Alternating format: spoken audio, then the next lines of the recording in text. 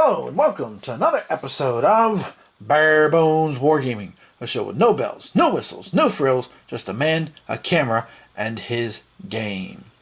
On this episode, due to public opinion, shall we say, interest, I am finally going to have something to say about Across the Pacific. As you can see here, there's the map here in front of us. That game that I have mentioned often, and I've never really done anything with it in almost 3 years of Bare Bones Wargaming. That, of course, being this game here, Across the Pacific, which, let me make sure I'm zoomed out. There we go, that's as far as I can go. It's from Pacific Rim Publishing, designed by Michael Myers. No, not that Michael Myers. Dun, dun, dun, dun, dun, dun, dun, dun. No, not that one. Different Michael Myers. More about that in a little bit here. So, as you can see, the map is bare. So, that should give you a hint what this video is going to be. And I'll explain why here in a second. But clearly, this is going to be a boom, boom, boom, boom, boom, boom, boom, boom, boom. It's opinion time, people. Womp, womp, womp. Womp, womp, womp. Dun, dun, dun, dun. Hoo, ha. We're going to do the good, the bad, and the ugly, as I see it, for this game. Okay. Now, first of all, excuse me, just want to say that I'm not doing a playthrough of this because to do a playthrough of this game would be epic. How epic? Think Lawrence of Arabia. Epic. Okay, if you've never seen Lawrence of Arabia, you should do so. It's actually a very good movie. But if you have, then you know exactly what I'm talking about here. So what I decided to do was do a review of the game. That way, at least, the information's out there. Those of you who watch my channel can then decide if this is something you would like to pick up, if you think this would be your sweet spot. I will say that this is still my go-to game on the Pacific Theater, with one major caveat now, and I'll explain that here a little bit as we go through the review. Alright, so without further ado, let's take a look at the good, the bad, and the ugly of Across the Pacific. First good thing is this is a chit pool game, which of course makes it always awesome for the solo gamer, like yours truly, and I'm sure others are. The chit pool also makes things unpredictable. It also allows for unique possibilities and unique circumstances to crop up. More about that here in a few moments when I specifically talk about some more aspects of the game. But I always love chit pool. I'm a big fan of chit pool. Because again, it does allow you that opportunity to take risks, to be like, okay, you know what, I will go ahead and, I'll deploy my fleet down here towards Port Moresby, and if I can get to Port Moresby before the Allies can react, but you're taking a gamble. Will that chit come out? Are the carriers coming? So, I always am a big fan of chit pool. It works very well in this game. Okay. Other thing I really like about this game, too, and I'm going to move the camera here, which I try not to do a whole lot, but I want you to see this. So I'm going to slide some things around. So bear with me here, because this is a huge game, as you can see. But I'm going to zoom in here. One of the things I also like, and this has to do also in combination with the chit pool, is I like the fact that this game has different phases. So you have a strategic phase where you're basically planning on deploying your forces, and then you have a tactical phase where you execute them. Okay, and as you can see here, there's all kinds of different things, like you move your ground units, you deploy your task forces, you rebase your task groups, okay, and then you execute things. Your different task forces that you put, your land-based airstrikes, okay, you get those to go too. So I do like the different phases. I think it's very cool that there's like a planning phase, which is chit pool, and a tactical phase, which is also chit pool. Very neat for me. I really do like the way that is handled in this game. All right. There are multiple scenarios in the book. There's a Midway one, a Guadalcanal one, there's a Rising Sun one, which is basically a solo scenario where you can try to basically better history.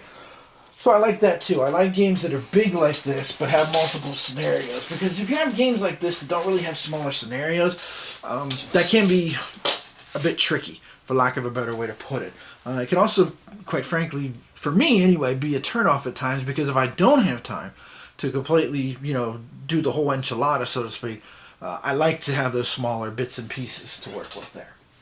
I also like, in this game, another good thing is the logistics. I like how the logistics are portrayed. You have your petroleum, oil, and lubricants, your POL issues that you have to deal with, especially as the Japanese. You also have your air umbrellas, okay, which are set up, using air bases and stuff, which, I mean, again, one nice thing I like about this map, and hopefully it's coming across in the video, is just the vastness of things. I mean, sometimes it's hard to grasp just how big the Pacific is.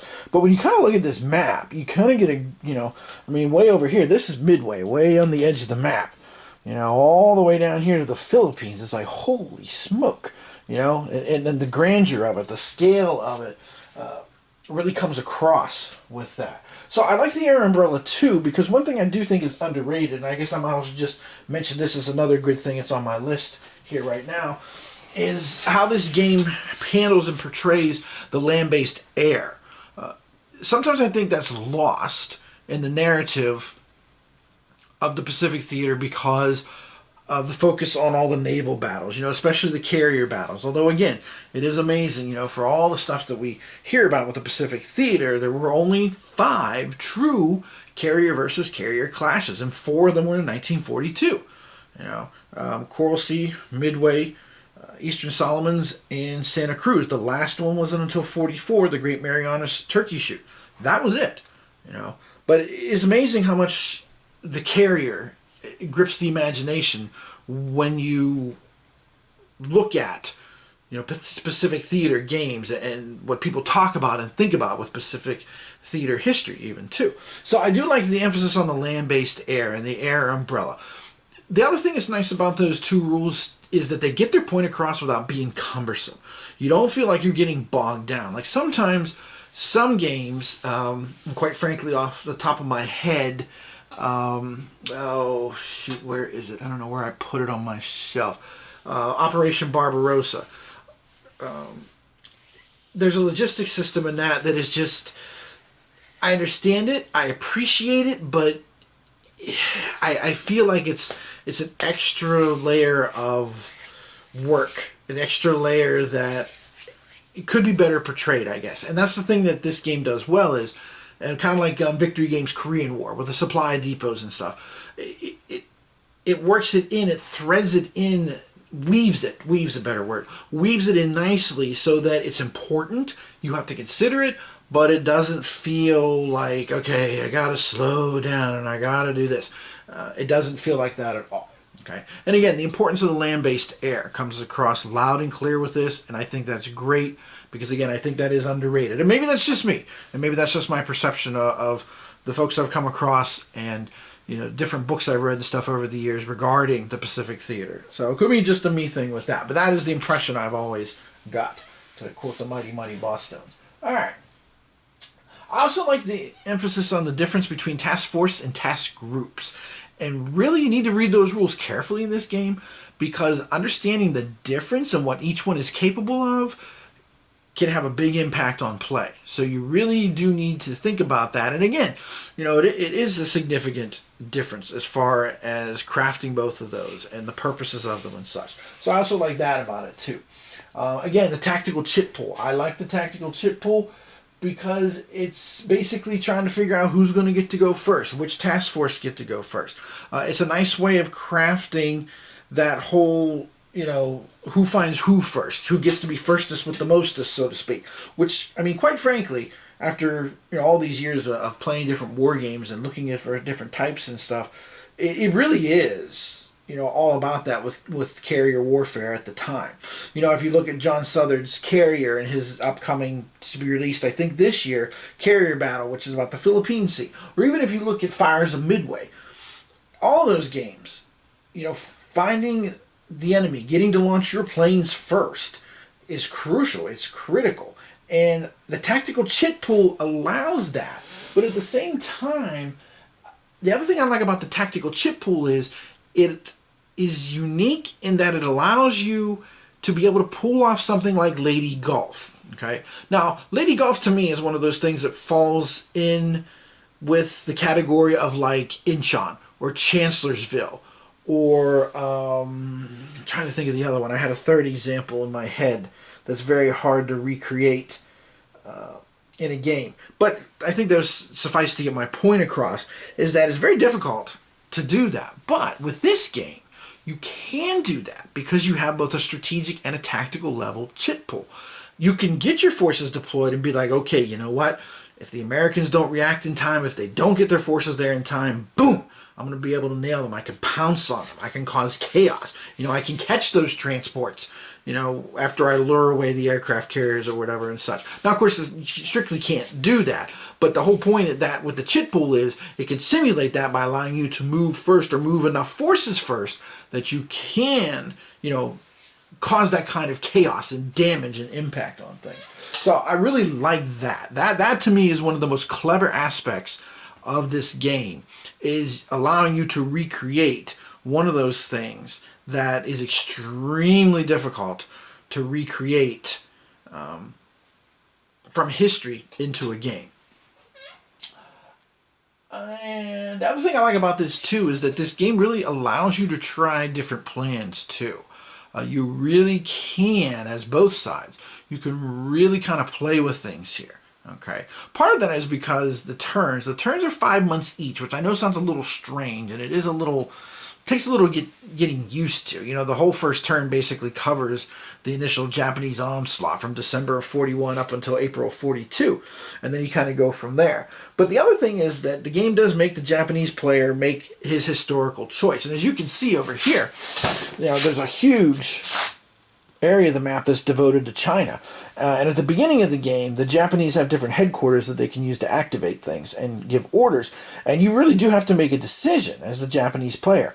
Are you going to basically hold the strategic defensive out here in the Pacific and try to finish the job, so to speak, here? Or are you going to basically just try to hold the line here in China and then do like the Japanese did historically, run wild, and then try to hold everything and keep the Americans and the British out and try to bleed them so badly that, you know, they give in, they yield, they decide it's not worth the time, effort, and treasure, so to speak. So I like that. This really is a truly strategic game. There's a lot going on here, a lot that you can do. This game is not, except for that choice, I guess I should say, the game is not really super scripted.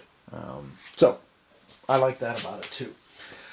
Okay, so lots of good stuff. Let's talk a little bit about the bad now.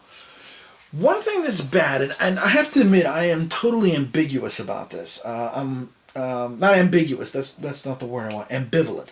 I'm ambivalent about this. Knew it was an A word. There's other ones of those, of course. Is the whole thing that each turn's 5 months. Okay. But then you only get one round of combat. And see, I'm of two minds about that. I'm just like, well, if it's portraying 5 months, shouldn't you get more than one round of combat? On the other hand, if you think about some of the major naval engagements that went on, even the carrier battles, I mean, if you really boil down, say, the Coral Sea to its essence, I mean, let's face it basically was a 2-day struggle. You know, if you take out some of the preliminary maneuvers and stuff. Same thing with Midway. I mean, Midway boils down to just a few days. So does Eastern Solomon. So does Santa Cruz. So in that sense, it seems appropriate. But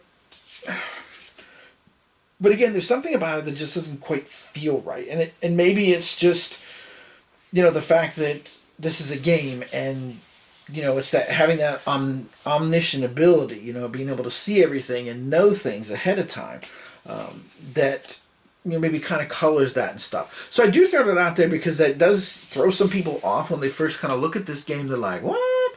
One round of combat?Hold on, 5 months of turn? Wait, that don't, you know, that dog don't hunt, so to speak.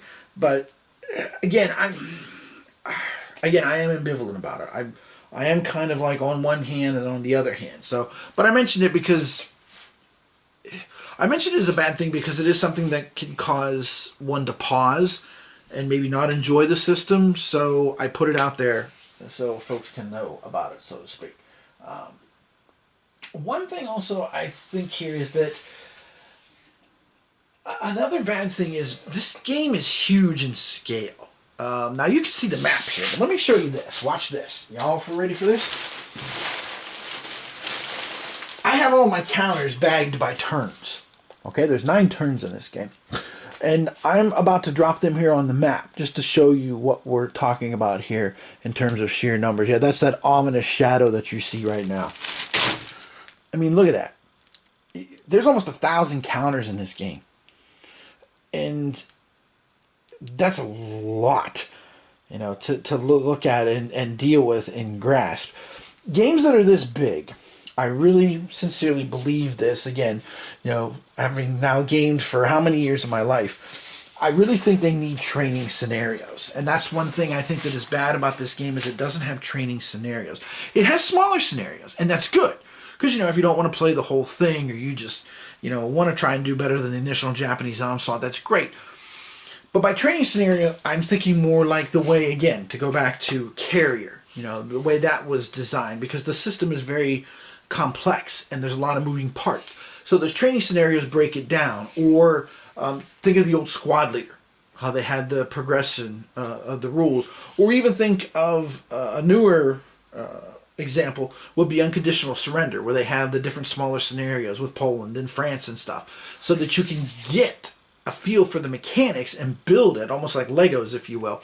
And then in the end, get into, you know, you start at the kiddie pool, so to speak, rather than being like, oh, here you go, here's a diving board, this is 12 feet of water over here. Remember everything you were taught, and all right, away we go. You know, sorry, apologies to Yogi there. But yeah, I really think this kind of game, and again, any game at this scale, I think could benefit from training scenarios. Now, I guess part of the reason I'm mentioning this as bad for this game too is that this game came out in 2010. So we're not talking like this is like one of the old SPI games or even, you know, a game from the 90s, if you will.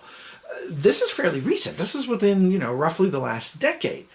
And in the last decade, when you look at some of the games that have come out and how things are broken down, and especially the bigger ones, the strategic ones, the monster games, if you will, or even mini monsters, I do think that that is helpful. Especially, again, this game, you know, with air umbrellas and things like that, there's some concepts that are not normally seen all the time.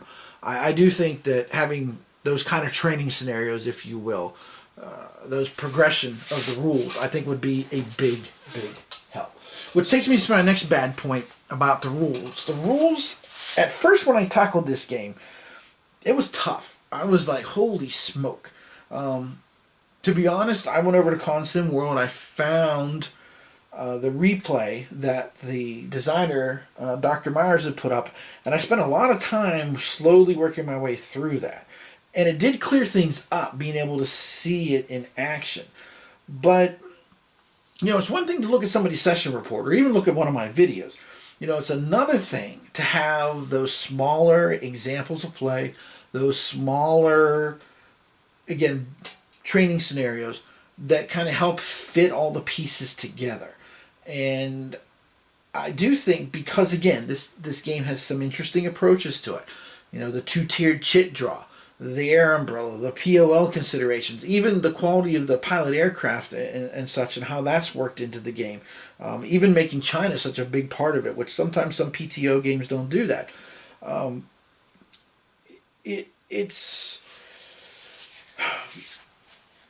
It would help to facilitate all of that if you had those things, and if the rules, again, were broken down a little bit more, reorganized, reworked, if you will, to make that more fluid,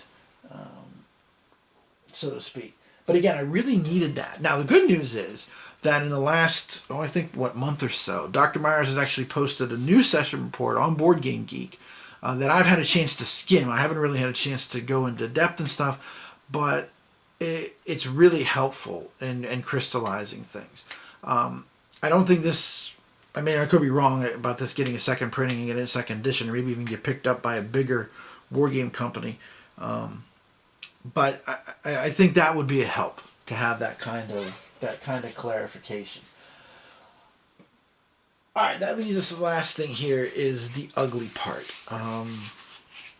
The ugly. This is a huge time investment game. I know it's only 9 turns, but there are so many moving parts, and for each of the phases, there are. Let me just count here real quick. 2, 4, 6, 8. Wait, 2, 4, 6, 8. There's 10. So there's 10 chits for both sides, both strategic and tactical. That's 20 chits total. Now you can imagine drawing each one, moving things around. You know, you have your combat and stuff. This game's a significant time investment, and quite frankly, this is where the caveat comes in that I mentioned much earlier in this video. This still is, to me, it is still the best Pacific Theater strategic game out there. I know you Empire of the Sun people are going to come after me, but whatever. I ate my Wheaties this morning. I'm fine. But the thing is that it is such a huge time investment. When I was looking at my plays, I realized I have not touched this game since my second child was born, because there just isn't the time, quite frankly. It just doesn't exist. My best friend, who had kids before I did, he once told me best way to sum up having kids is, when you have one, it's like playing zone defense in football. Pass them off as needed, no problem. As soon as you get 2, it's man-to-man and nobody gets a rest. And if you have 3, you need a nickel back, and somebody's going to be open doing something sometimes. So that's very true. That's why, again, I have not messed with this since 2017. It's been over 3 years since the last time I played this game. Now, of course, it's still in my collection. It's not going to leave my collection. Hopefully, someday when I have a little more free time, and hopefully I'm not senile yet, I'll be able to come back and revisit this. But I just don't have the time to do that. It's just a huge time investment. And again, there are the smaller scenarios, but the beauty of a strategic game is having the chance to try all those different strategies out. Move here for a second. Move the counters off. Dr. Myers, I just want to mention this too. Part with that, he wrote a book. That I read this book. It's a very short book. It's only a couple hundred pages. But, why Japanese defeat was not inevitable. And I know most of you are probably being like, dude, material forces, blah, blah, blah. But, I mean, hey, we all can point to times in history where material forces were not the most important thing that was going on. It's hard to look at today and think about, how war-weary the American public was getting, toward the end with all the bloodletting and stuff. As each chunk of rock was taken across the Pacific in the island hopping campaign. And I think sometimes we do kind of take for granted what we know. I'm currently reading Philip and Alexander by Adrian Goldsworthy, and he's been talking a lot about that too, which, by the way, if you have any interest in Macedonia or that time period or either one of those gentlemen, you definitely should take a look at that book. It's very well written. I'm almost finished. He does a really good job of discussing what went on, what we know, how sure can we be of what we know, that without being condescending or being dismissive or anything like that. It is very well written. But one of the points he makes is, we look at it now, like, when Alexander crossed into Asia Minor and the Battle of the Granicus, and just the local, satrap was basically tasked with dealing with it. We look at it now, we're like, we know who Alexander was, we knew what he was capable of. But, Darius did. The Persian Empire, biggest empire in the world. Why in the world should I worry about some little pipsqueak coming across? Sometimes it's hard to put yourself in the shoes of the folks who were there at the time and dealing with things. And I think that is also true of the Pacific Theater. If a few things go differently, and if it does take more time, if it does take more treasure, if it does take more blood, there is a moral component to warfare, as we all know. How much of that, when is enough is enough? The Vietnam War is a good example of that. But, now Pearl Harbor, of course, kind of colored everything, if you will. But still, it's just, one of the points that Dr. Myers makes in the book is, just how well, the team that we had, King and Nimitz and Leahy and Halsey and all those guys worked together. And even even he talks about logistic stuff like the shipyards and the building of things and stuff. You know, if everybody doesn't work together so well, if everybody doesn't come together as efficiently and as a well-oiled machine as what we had, you know, things could be very different. So anyway, this kind of goes also to the idea of trying the different scenarios here, because I think it's foolish to think that there would not have been some ramifications to the war if the United States had been the one to lose all of its aircraft carriers at Midway. If we'd lost all 3 carriers sunk at Midway and the Japanese had not, I mean, is that realistic to think that that wouldn't have had some impact?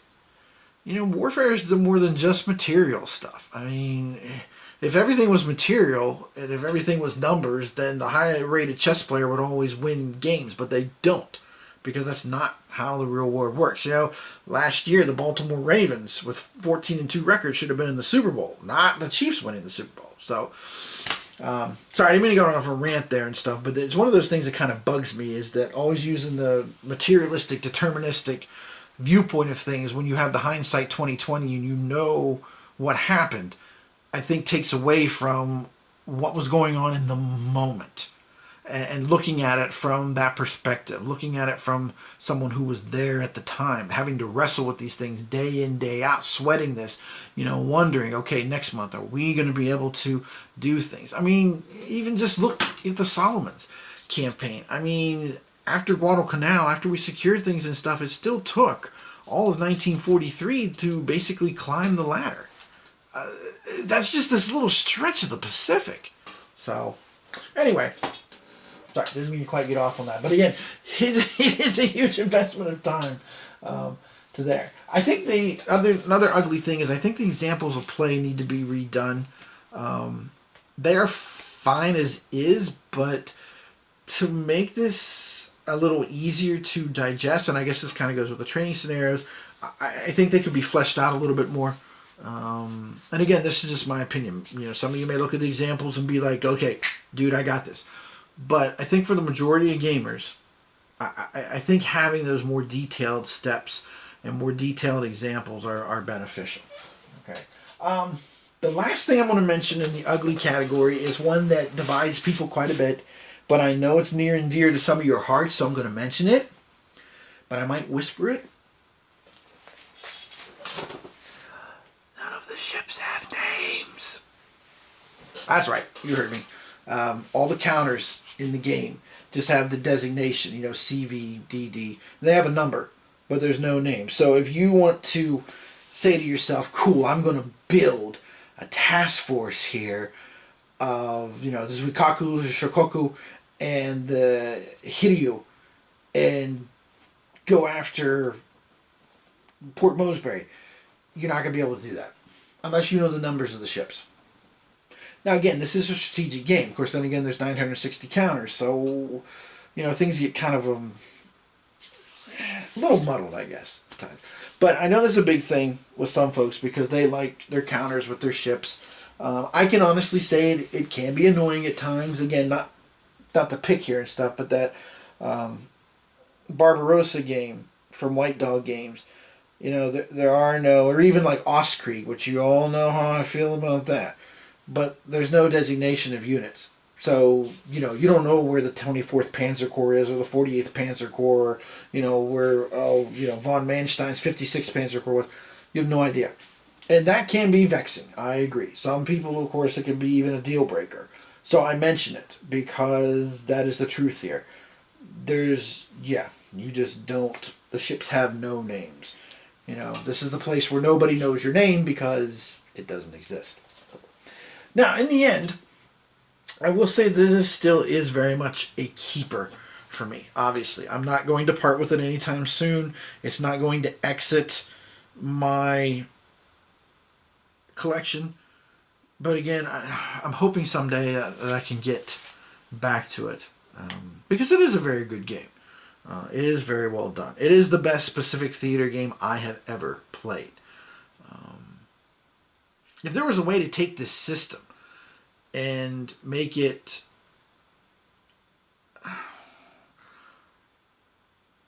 smaller or stripped down, for lack of a better way to articulate it, something a little bigger, smaller than this, but bigger than, say, like Greater East Asia Co-Prosperity Sphere game, which is almost a little too small at times. I mean, it gets the job done, but it is probably is one of those elusive, you know, I'm tilting at windmills here kind of thing. But again, you know, this will definitely stay in my collection because it is just simply, it is the best Pacific Theater game I have played. I love the chit pool, love the logistics. The LBA is awesome. Again, being able to recreate surprise by the chit pool, you know, taking those gambles. Then again, you can get your big your dupe in a big sling too, so you gotta watch what you're doing. But it does recreate like the flow of the whole conflict. Okay, and again, I have to tip my hat and give kudos to Dr. Myers because he is very active in supporting the game. Because there is some unique stuff going on here. Some interesting things. So, okay. So in the end, staying in my collection. Not going anywhere anytime soon, but I gotta be honest, this is probably the most it's going to be on the table for the foreseeable future. That's just the reality of it all. So, okay. Now, one last thing I want to share here before I go is that I'm definitely going to be doing my next video for you guys. Is definitely going to be Munich War. And one of the reasons is, and I just want to show you these here because I got these bad boards today, on Black Swan review that was done by Cletus on Board Game Geek. It's the only major review right now. He mentioned finding these dice that are of the different powers in World War II, and they are really, really cool. I'm trying to find the British one here. Here we go. But let me zoom in here for you. But yeah, as you can see there, the one side of the die is the symbol for each country. That's totally awesome. And there is, just so you guys don't feel out, although they're a separate product. Sorry about the cellophane crankling. I thought I took these guys out of their package before, but I did not. There is even a set of dice, whoops, for the Italians too. I mean, yeah, I mean these are cool. These are neat. So I picked these up. You can check that review thread. Somebody asked about it. He even put the link in. That's where I went and got them. Not outrageous money either. You know, if you're really into World War II and you really would like dice for each country, each major powers, I guess I should say, they're really neat. So anyway, these will be being used. Well, not all of them, of course, not Japan and not the United States, but these guys will all be coming to a video near you whenever I do my playthrough of the Munich War, which should be sometime, I would think, in the next week or so. I gotta pull it back out, dust it off a tiny bit. I mean, it was just October last time I played it, but make sure I get everything straight before I do that. Okay. All right. So there you have it, y'all. There is the grandeur and my thoughts regarding Across the Pacific, which I hope helps some of you decide whether you want to track this down and pick this up and give this a whirl. Alright, so this is Tim Korchner from Bare Bones Wargaming saying thanks for watching, and I'll see you next time next time I should say pulling the trigger on World War II a little early there, well, not quite a year early, I guess. So, alright, as always, thanks for watching, appreciate it, and we'll see you next time.